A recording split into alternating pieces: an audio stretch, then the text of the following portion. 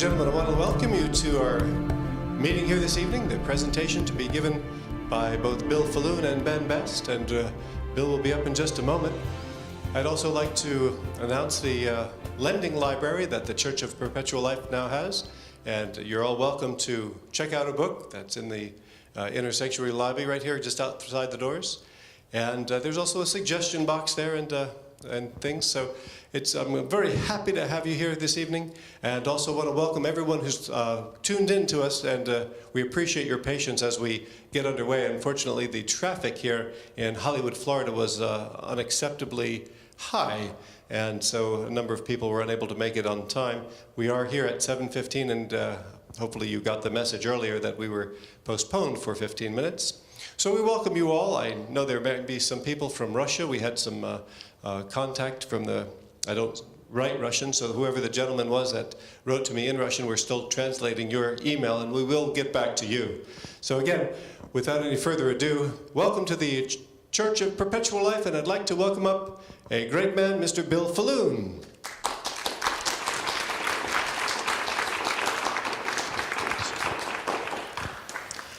A fundamental purpose of establishing this church is to educate our members and the public about medical travesties that occurred in the past, and about the fact that these epidemic tragedies are still occurring. People are still needlessly suffering and dying. And what we want to do is show analogies in a way that people can understand that we've come so far in such a short period of time. Just imagine how far we'll be 150 years from now. The slide you see on the screen right now, it states, "Happy birthday, Dr. Snow." Came out of the Journal of the American Medical Association about a year ago. Dr. Snow, he's considered the genius who created the science of epidemiology.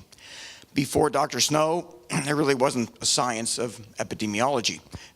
People took guesses, but they didn't really measure it mathematically to determine whether or not an event was occurring that was causing people to die. Dr. Snow did that. Go back to London around 1840, 1850. This is Victorian England, the most powerful country possibly that's ever existed. They owned India, good part of Africa, the Middle East, China, Canada, Australia, New Zealand. England was the place to be as far as high technology. And yet they were involved in some rather dirty habits that were causing epidemics of cholera to occur. And these epidemics were caused by feces that were not properly being disposed of. These feces were leaking into the underground wells. People would pump these wells and literally drink feces-laden water. That water contained the Vibrio cholera bacteria, which caused more cholera, which caused more contamination of the wells, and people continued to die. Dr. Snow had a difficult time convincing people not to drink feces-laden water. Sounds simple, but he had a hard time convincing people to do it. Now, cholera is an infection that doesn't get into the bloodstream. It only affects the intestines. A patient with cholera will probably defecate about 5 gallons of fluid a day until they die. And that 5 gallons of fluid contains the progeny of the Vibrio cholera bacteria. So by taking care of the waste the way they did in London, which was simply to put it back into the drinking wells, people kept drinking cholera-laden water. And they continued to die at epidemic levels of cholera. And what Dr. Snow did, he identified that. And as you can see by this chart, diarrhea was a major cause of death back in these days. People were dying from something that very few people die of from today. But back in London, one of the most advanced cities in the world, it was laden with cholera, and people were drinking this bacteria, not knowing that it was killing them.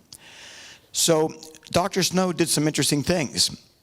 He introduced the fact that if people could simply boil their water or obtain their water from safer sources, they wouldn't contract cholera. which was killing the wealthy, killing the poor. It really depended on where your well was. If you had a well in which a lot of cholera-laden feces were being accumulated, well, that would be a sign that you were probably going to develop cholera yourself at some point. And by just closing some of the most dangerous wells, Dr. Snow was able to show that cholera is something that could be controlled. They didn't know how to cure it, by the way. Antibacterial agents, antibiotics, weren't developed for about 75 years. But they knew that there was something in the water. And as a result, they were able to eradicate cholera epidemics in London and other big cities. How does this relate to cryonics? Well, here we are today with a very small percentage of the people recognizing that if we do die, and when we die at this stage, it's better to cryopreserve our bodies rather than let these bodies decompose. So one of the analogies that we'd like to talk about is that Dr. Snow knew there was something poisonous in the water supply. He knew it. Didn't know what it was, though. The bacterial theory of disease had not yet been accepted. It wasn't really even discovered yet. Pasteur didn't discover it for 20 more years. It wasn't proven until another 25 years by Koch. So here we had a situation where we didn't know what was in the water. We just knew it was bad. Now, we cryonicists, we know that permanent death is bad, and yet the general public doesn't accept it yet. It's our mission to educate the public about these simple facts. But by going back in history and looking at some very obvious techniques that people could use to avoid premature death, we can at least analogize to what cryonics is today. Now, Dr. Snow's work resulted in incredible improvements in overall public health. And a lot of the work that's being done right now in cryopreservation research laboratories, we are developing techniques that are helping people right now that's going to potentially enable us to set up a bank of organs, kidneys that we can store and make available to people who need transplants instead of waiting for somebody to die. But the big analogy that I like to talk about is the fact that it just made no sense for people to ever drink feces-contaminated water. It just didn't make sense to do that. And yet that's what people were doing, and they were dying as a result. And our belief here at this church is it makes no sense for someone who has the opportunity to be cryopreserved to choose cremation or burial or some other form of disposition that will deny them that opportunity to potentially come back to life. So what Dr. Snow demonstrated is that just drinking clean water, simple as that, it can prevent diseases that were causing diarrhea and causing premature death. He was able to save many, many lives. But even today, 1.5 million people every single year are dying of cholera and other diseases that relate to contaminated water. So even if cryogenics technology evolves and cryopreservation is something that's accepted 100 years from now, there'll still be people who won't want to do it, people who will choose something different than what we think is going to work. And that's really okay if they want to make that choice. That is a personal choice. But it's just from a standpoint of analogies.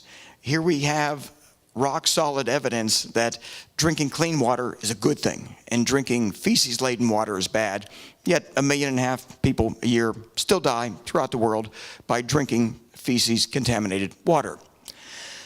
We go back to 1975. Some people in this room were with me in 1975 when the total number of people signed up to be cryopreserved was between 50 and 60 throughout the entire world.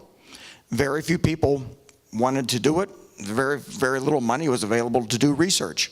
Well, that's changed quite a bit. We look at today, we have organizations that have substantial assets, substantial infrastructure. We're able to do remote standbys, able to do vitrifications. We've got relatively safe long-term storage. Major improvements have occurred. And as a result of those improvements, a lot more people have signed up. Membership statistics, you all see this every month in the Cryonics magazine published by Alcor. They've got about 1,000 fully signed up members.